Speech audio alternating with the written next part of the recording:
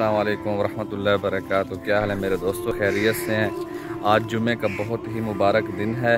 इस दिन को अल्लाह के नबी सल्लल्लाहु अलैहि वसल्लम ने फरमाया कि जुम्मा मुसलमानों के लिए ईद का दिन है। तो ईद के दिन को कैसे खुशगवार बनाया जाए, उसके लिए ज़रूरी है कि हम 10-11 बजे उठ के फ़्रेश हो जाएँ, फिर मस्जिद पहुँचें, सूरत कहफ़ की तिलावत करें, वहाँ बयान सुने, नमाज अदा करने के बाद फ़ौरन घर पहुँचें, फैमिली को टाइम दें, उनके साथ खाना खा के रेस्ट करें, फिर असर के वक़्त निकल जाएं फैमिली को लेकर किसी गार्डन, ज़ू इंजॉय करने, सैर करने।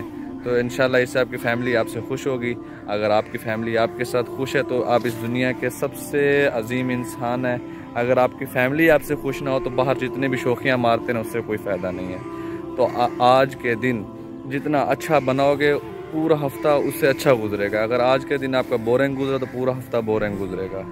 और ख़ास तौर पर जो शादीशुदा हज़रात हैं वो अपने वालिदैन को टाइम दें, स्पेशल जिनके वालिद साहब हयात हैं, वालिदैन हयात हैं, उनके लिए दुआएं करें, उनको स्पेशल वक़्त दें, उनके साथ बैठें, गप्पें लगाएं। और जिनके वालिदैन इस दुनिया से रुखसत फरमा गए हैं तो उनके लिए भी टाइम निकालें, जाकर उनके कब्र पे बैठें, कुरान शरीफ की तिलावत करें, उनके लिए दुआ करें, दुआ मग़फ़िरत करें, सूरह यासीन पढ़ें, उनको हदिया पेश करें ताकि वो खुश हो जाएँ और उन्हें इंतहा की खुशी होगी कि हमारे बच्चे हमें याद कर रहे हैं।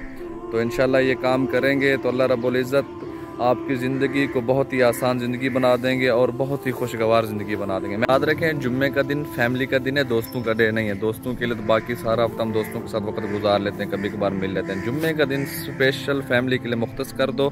इस दिन को किसी को टाइम नहीं देना, सिर्फ फैमिली को टाइम देना है बस।